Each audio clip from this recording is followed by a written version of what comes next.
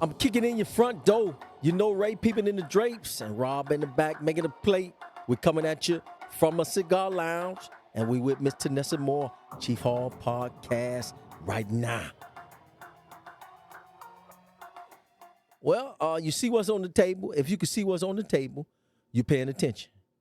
Tonight we're talking about cigars. And we want to understand a little bit more about cigars. So we got the aficionado in the building. We got her in here, and we're going to have another segment, and we're going to talk about some bourbon. We got Miss Tenessa Moore in here to break down things. We got Ray over here to ask some questions, and we coming at you right now. Miss Moore, how you doing? Doing all right. I'm glad to be here. Thanks for having me. That's right, because we caught up with her last night at an event, and we got to talking, and we say, we need you to come and break down some cigars. Now, what's the difference between smoking a cigar and a cigarette? Because Rob smoked cigarettes. Well, cigarettes are just bad, just bad, just bad. There's no comparison between a cigarette and a cigar. First of all, most people who are smoking cigarettes are looking for that nicotine, and they're addicted to that, and they just got to have it. They're inhaling it into their lungs, and it's just overall just a bad product. So, even though tobacco is tobacco, inhaling it, is a whole different thing. You're getting that nicotine in your lungs. It creates an addiction. You never really heard anybody getting addicted to a cigar, right? So, we like our cigars. We don't inhale. That's rule number one. We don't inhale cigars. We don't inhale. And so that's very important. Most people who get turned off from smoking and have, smoking a cigar may have had that, reaction where they thought they were smoking a cigarette and tried to inhale it and got sick, and they were like, "Oh, I'm never doing it again." And that's one of those rookie mistakes. So that's a big thing, because people say, well, you might as well smoke cigarettes if you're gonna smoke cigar. They cheaper in a sense, and really good cigars like what we like, they cost a little bit more money. But the big thing is, like you said, you don't inhale the cigar, so you get a different effect altogether. I look at a cigar as more like an experience. Mm-hmm. Yeah, and it's truly, cigars are a lifestyle. We call it a lifestyle. Yeah, that's a lifestyle. That's right. It's definitely not something that you get into and don't expect to spend some money, because it's a lifestyle. It's a luxury lifestyle. It's a luxury lifestyle. And so when you get into it and you're serious about it, and you've learned what you like and what you don't like, you get there's the whole gamut. You've got the sticks that you like. You got your cutters. You've got your lighters, your different types of, just different types of accessories that you can have, and some of us get a little bougie, when it comes to our cigar lifestyle, and it's always, that conversation piece, especially around lighters and cutters, oh, I like this one, oh, look at this one. So, it gets pretty expensive, because like you've got the Rocky Patel lighter on the table here. That's an $80 lighter. Easy. Yes, I got my first Rocky Patel lighter down in Miami, actually. A couple of years back. So love now, it. I want to make sure we talk about what you really like to do when it comes to cigars. Before you move into that, let's do the difference again, because there's a thought process that goes into cigars more than cigarettes. I'm not trying to throw them under the bus, but it's known that there are chemicals, all kind of different things that are in a cigarette, and more other things like pest. I don't know. I'm not going to call it what it is. Well, people who are smoking cigarettes, they're not looking for a cigarette to give them flavor, and it's definitely not something that you consider to be a social thing. So far as like cigars, it's a lifestyle. It's very much a social type of activity. And so when you're talking cigars, you're talking flavor profiles. You don't really look at cigarettes and look for a flavor profile outside of menthol and whatever else there is to get from it. And but Camel. it's just not that type of it's that type of made with a little bit more atmosphere. love too. Yeah.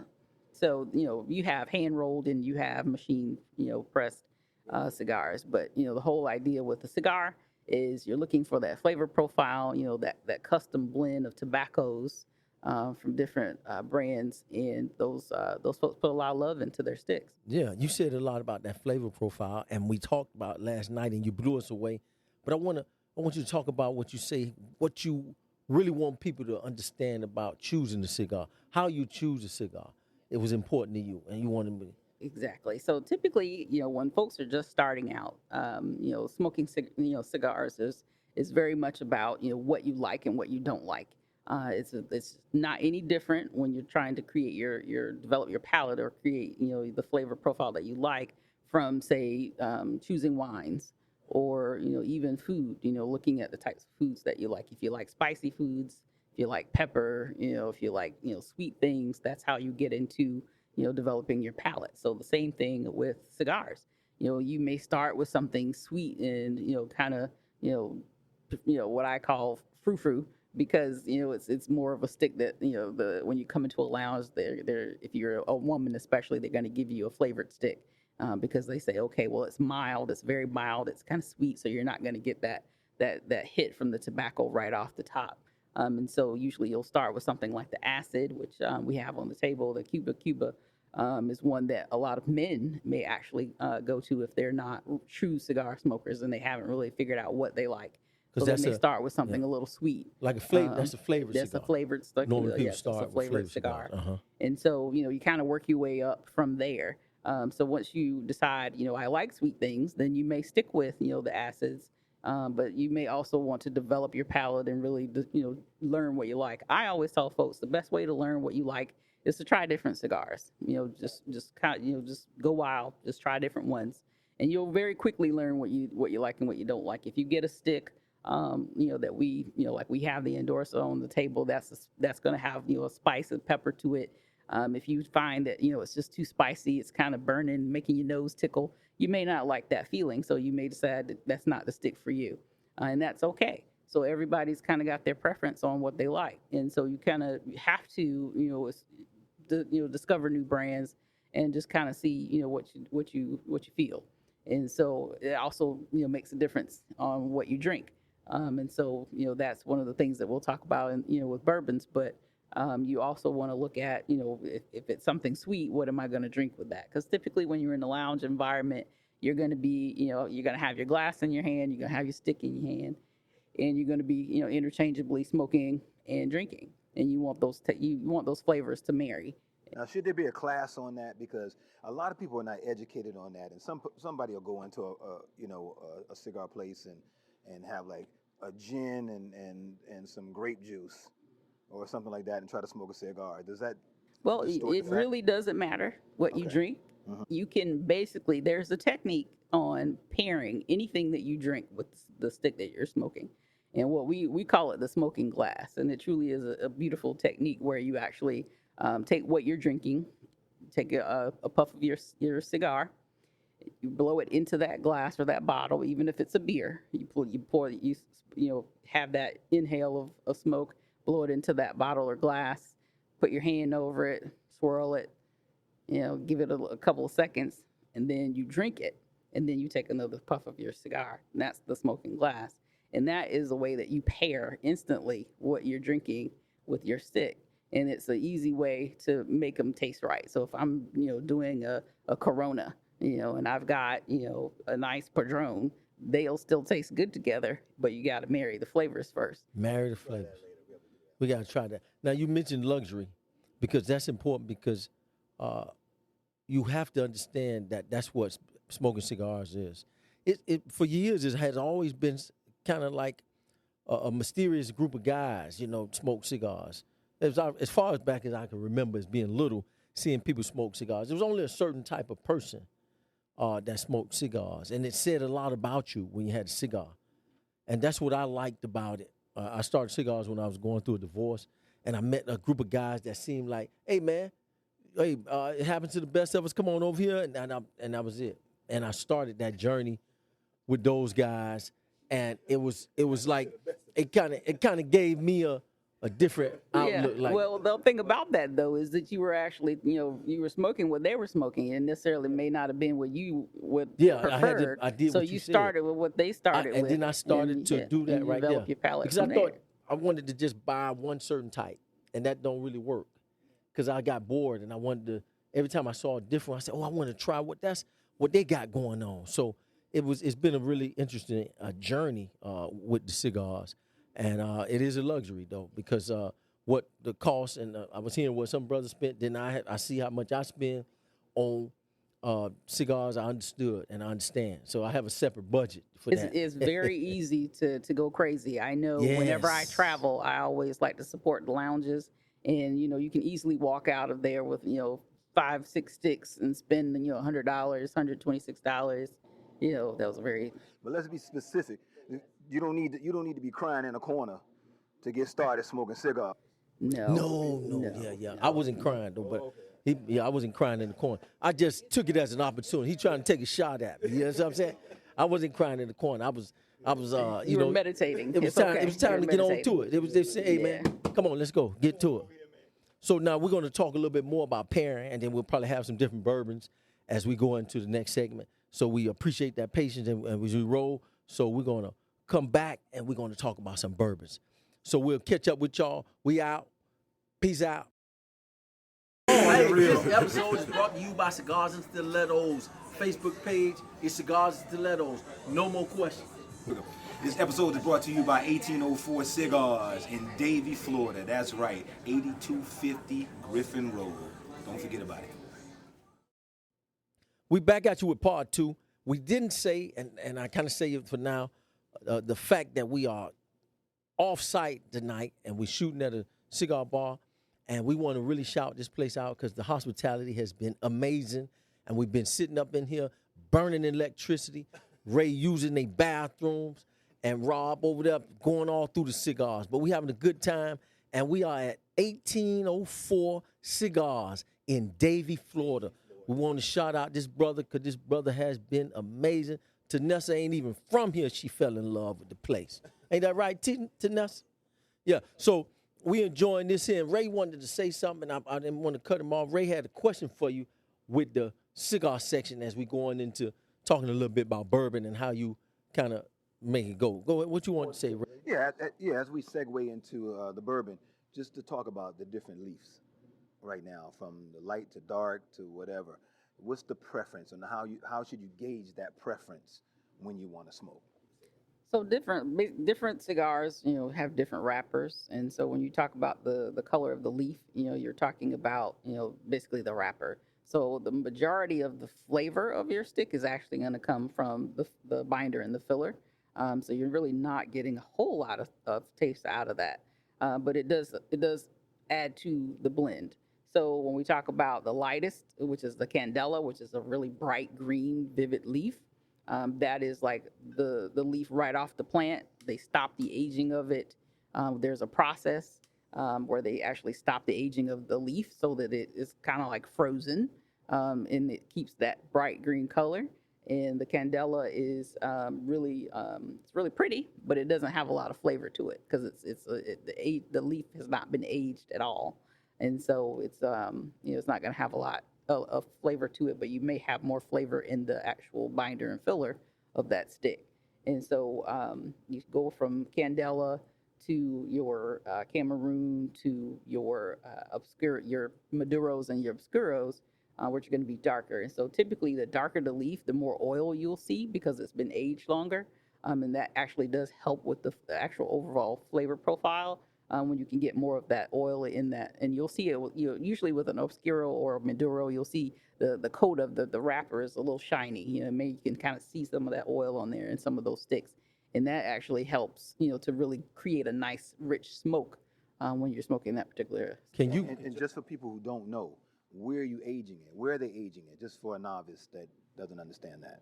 Yep. So most of your tobaccos that are sold here in the U.S. are either produced in Nicaragua or Dominican Republic, and they're shipped here to the States. And Tampa is really like the home for any sticks that are sold in the U.S. So pretty much everything comes into port, goes through Tampa, and back out to whatever retail shops it's going to go to. But it's really going to be, the aging process happens in a warehouse most of the time, and those warehouses have temperature controls to actually develop the aging, the process. If it's going to be one that's going to be a darker stick, then they're actually like piled and bundled, and they're kept in this temperature controlled warehouse most of the time. So they age in warehouses. So most. yeah, yeah. Is price a good indicator to determine whether a stick is good or not? Good question. That's a good question. So the price doesn't necessarily mean that the stick is going to be any better because I won't name any names, but there are some really like high profile sticks that people pay $30, upwards of $40 for, and they don't taste like anything. So that the price is not an indicator. There are very many house sticks. Like for instance, this lounge that we're sitting in, 1804 Cigars, may have their own house stick, which is custom blend just for this lounge, and it may only cost you $8, and it may taste like the best stick you've ever had compared to something you may have gotten that was $30 or $40. So it really doesn't have any matter. bearing on the flavor of that stick. Because I went through that when I first started. I was thinking, okay, since this is a little bit more, this has to be a lot better. And that's what got me where I'm in between. I like Padrones. Those are my cigar that I always have as a go-to. But there's a few that, like the Lunatic, I'll smoke those. They like $7, but they're still a nice smoke for that. So yeah, I just wanted to put that out there. That's why you some have, people may feel that. Yeah, you have folks that think that Cohiba's like the best thing, and it's like if you're gonna smoke a cigar, a real cigar is going to be a Cohiba. But the thing they don't realize is that all Cohibas are not created equal. So there's just because it's got that Cohiba label on it, depending on that particular profile for that stick, it may not be all that great. So you're really just paying for the name at that point, because it's just that whole idea that because it's a Cohiba, it should be good. That's not always the But case. that original Cohiba that everyone's so fascinated about was grown in Cuba back in the day. That was a seed that was grown there, a Cuban seed. But did they take those seeds later on and say, hey, let's grow them in Nicaragua? Or did the Nicaraguans have their own seed that was, because that's like the leaf now, right? Most of your sticks are going to be a blend of Nicaraguan and Dominican, but there are other places. I know when I went to Italy, I was looking for cigars, got the cigars, and was very pleasantly surprised to find out that they were growing Kentucky seed in Italy. And so it really just there's no limit to to And it was what a you decent? can do. It was a great stick. I still smoke them yeah? to this day. What's the name Oh, of it? it's so good. So it's Antico.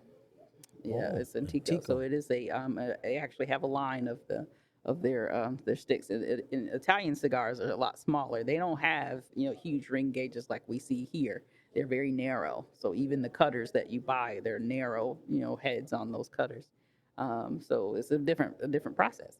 And so that's exciting to be able to learn that you can take that seed from Virginia, from Dominican, Cuba, wherever, and actually grow that. And where you plant it also has a part in what it tastes like, what that tobacco tastes like. So there's a new brand out of Africa called Bangani Cigars, and they actually have it's Dominican seed grown in Zimbabwe. So they actually have That's the African one you was farmers. talking about. Uh-huh. Yeah, African farmers are growing this tobacco, and it's the first African grown stick.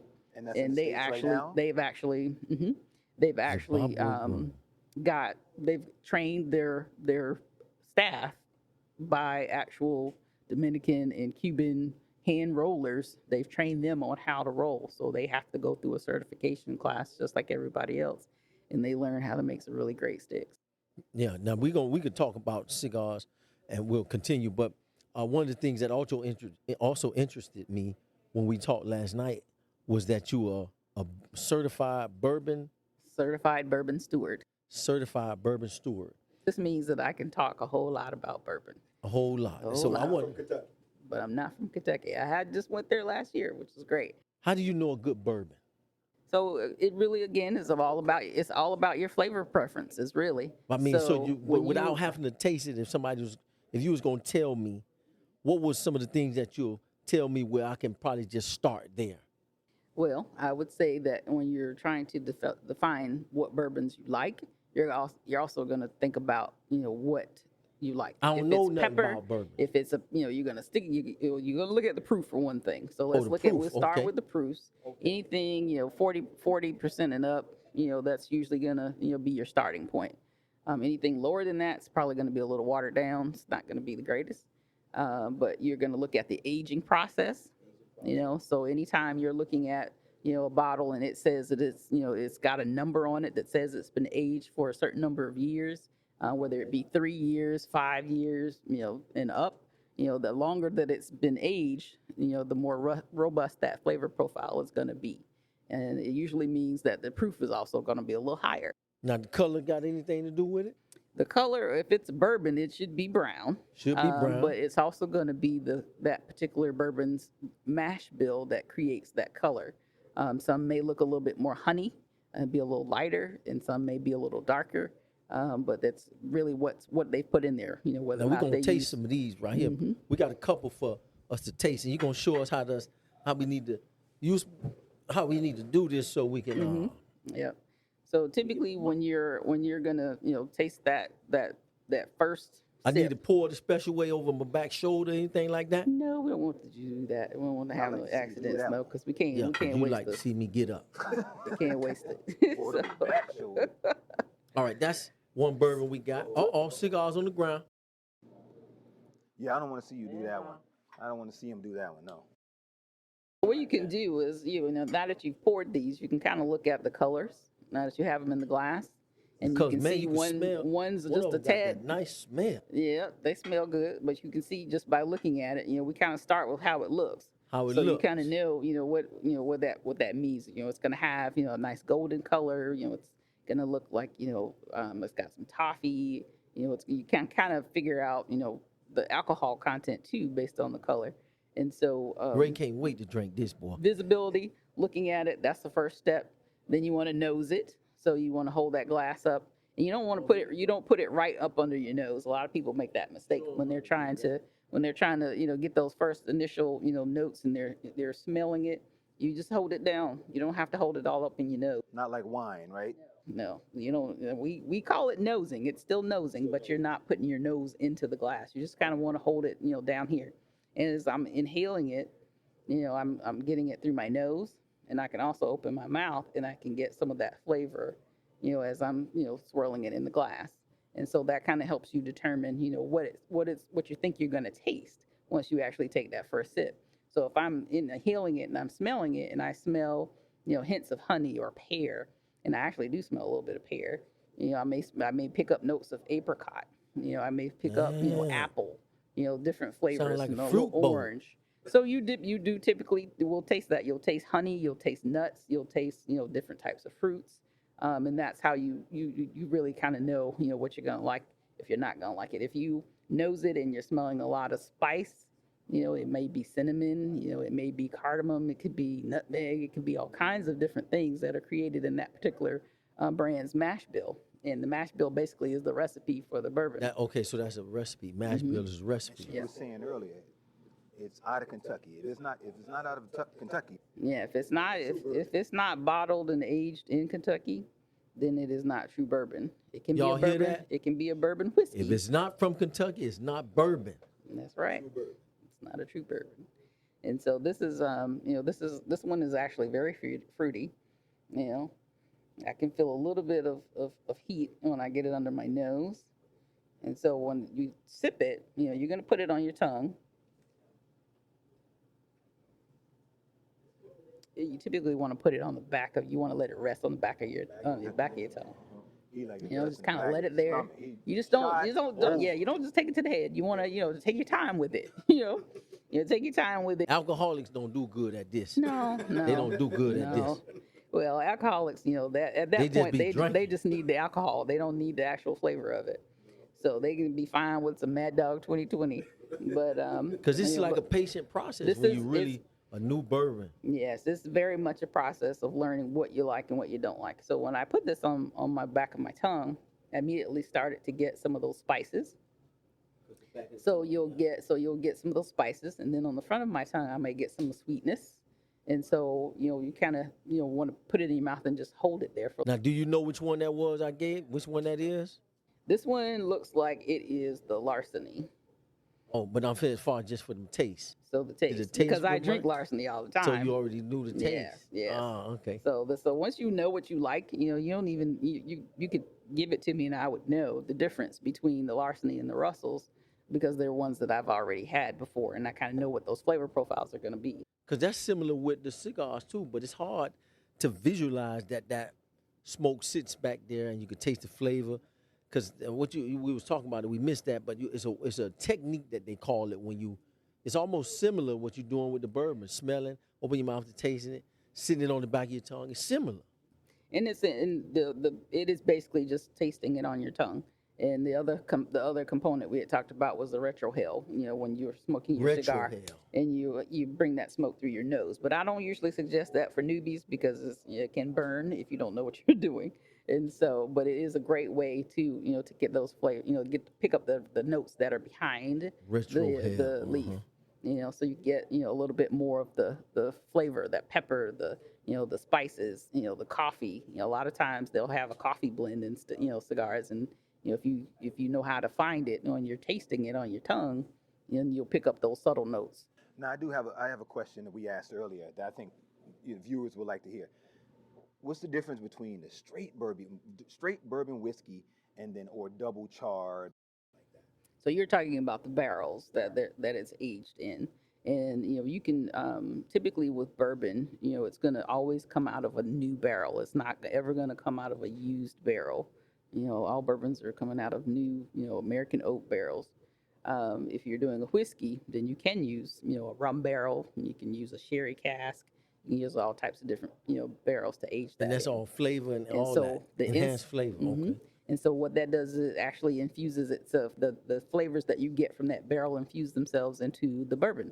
And so that's how you'll get some of those notes. So say if you use, if you're doing a bourbon whiskey and it's a sherry cask, then you're going to pick up notes of, from that sherry that was in that barrel previously into the bourbon. And so it'll add some of those sweet notes that you get from that sherry. If it's a rum barrel and you've aged it in a rum barrel, you're going to pick up the notes from that rum. If you're getting like coconut or any type of, sweet taste, from that barrel. The same as you say with the char, basically the char is you'll start to pick up some of that char, and that's where you get a lot of those heavy oak.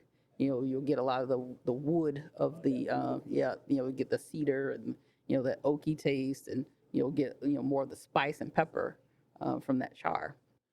Tenessa's about to put us in the game. Go ahead, Tenessa. Yep.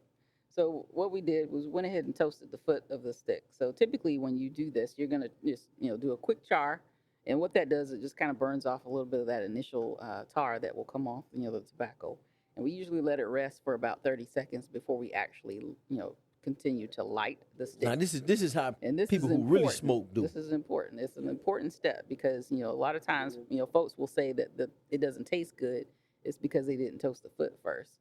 And so typically what you'll do, you'll toast the foot, you'll let it rest for about 30 seconds, and then you actually blow through the stick to push some of that initial tar out as well. Not inhale, blow out. Blow out. So you'll just go in and So we've been burning Just do feet, that. not toasting. We just been burning up Yeah, all kind of yeah. feet.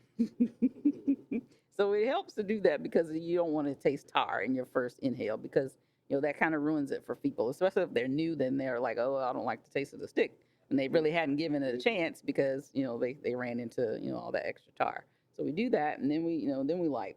And so, like I said, this is a torch, so you really don't have to hold it very close to the stick because if you do, you'll tend to blister the end of the foot here all around, and it'll cause your stick to burn unevenly as you continue to smoke it. So with it, yeah. So you'll see with the torch, you got this nice blue light, but the heat is usually about right here. I can feel it right there. So it's way there. So I really don't have to hold this very close, but I'm holding it at an angle. I never hold it straight on. And I'm just gonna, as I light it, I'm gonna turn it and just do a couple quick puffs. Kids, do not do this and don't play with matches at home or lighters. Oh, see, she turning it, boy.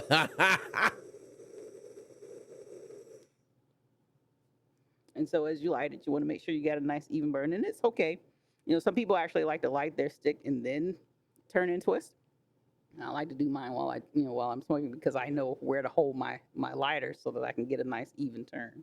And so as you're going to turn it, puff, inhale a little bit. And you can tell, there's a nice white smoke, so you can see, the way it's burning already. You get it's turning white. Some of your ash may be gray, and that really just depends on what fillers they used, and how long it was aged, and how it was actually humidified. So if it tends to be that the stick is a little dry, like this one actually is just a tad bit drier than I would normally do, then you're gonna see a difference in how it smokes. And so the tobacco typically, burns a little hot, and you'll see, kind of like this one, it's kind of, a little uneven. So I've got white here and black here. So what I'll do is I'll just touch that up a little bit, because I want mine to make sure it's burning nice and even. And so that way, it's gonna, give me a nice even burn all the way through. What happens sometimes when folks light it unevenly, it may actually start to canoe, which is what we call it, when it starts to burn up one side and not the other. And that's okay if that happens. You just even it out with your lighter. Just burn off that extra and get it back so that it's nice and even again. Now, I asked you a question earlier, and I would like to have that on. We were talking about lighting with the torch or lighting with Cedar. Mm-hmm. Or matches. Mm-hmm. And they actually do make matches for lighting cigars. They're going to have a longer wood stem on them, so that you have more time to light it, because it's going to take a little while. Just like you saw with my process with the torch, it's not a quick burn. You want to make sure it's nice and even. So you do the same thing with your match lighters, or if you're doing it with a cedar strip. Typically, like I said, you'll get a cedar strip a lot of times in the box. If you buy a box of cigars, they may come with a cedar sheet on top. You can actually take that cedar strip and turn it into strips. Just peel them into strips, and then you can save those and use them to light your stick. And it's the same process as you would use with a cigar match, where you're going to hold it. Same thing. You're going to hold it at an angle, and you're just going to kind of circular motion, light it, puff and turn. Same. Y'all hear that? Puff and turn. We talking cigars, bourbon, and we ain't gonna be talking all night because my man got to go. So we appreciate everything. Another shout out to 1804 Cigars, 8250 Davie, Florida, Griffin Road, Davie, Florida. And we appreciate it. Hospitality was off the chain. Black owned. Yes, sir. And we appreciate it. We thank Tenessa for coming out. She got a busy day tomorrow. We shout out that game tomorrow, which is the Beach Bowl. Florida with Beach Bowl. Johnson C. Smith and Fort Valley State. So she in town for that, and we caught it, and we appreciate you coming out, and we having a good time, and we're going to finish having a good time tonight. And don't forget to check out on your, let's put out some of your platforms where they could check you out at. So Facebook, Cigars and Stilettos. Is Cigars my and Stilettos. Mm-hmm. That's where I post the majority of all my posts. I talk about. And could they message you and ask you a question about some of this we talking about? Yes, they can. They can actually message me directly through the page, and I have a store as well, with products, and that's also listed there on my Facebook page, where they can go in and actually get Cigars and Stilettos branded merchandise. I also make cigar pins, custom cigar pins, and so a lot of times I sell them so fast they don't make it to the storefront.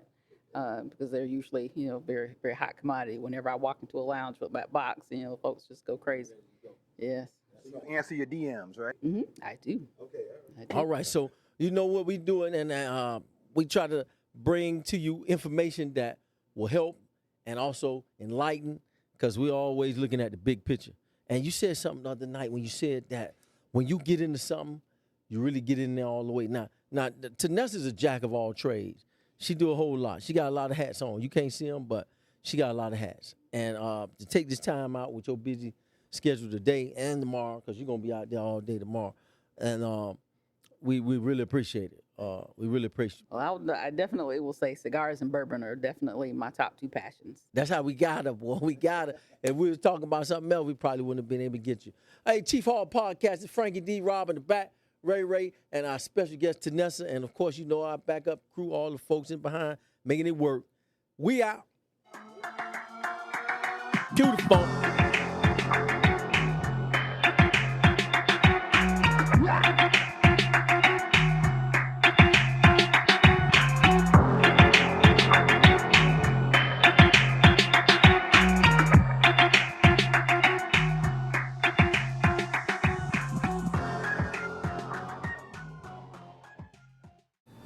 Yeah. Inside the camera, that the audio will be in the camera.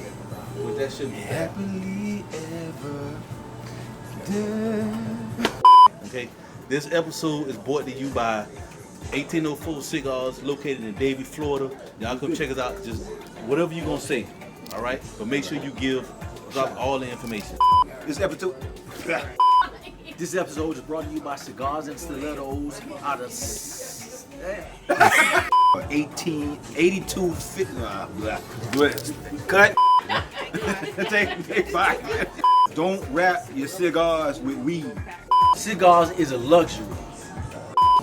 Listen, man, let's do the drops, man. Okay, Davey, that's right. 8204 Griffin. 8250. Okay, cut that. 8250.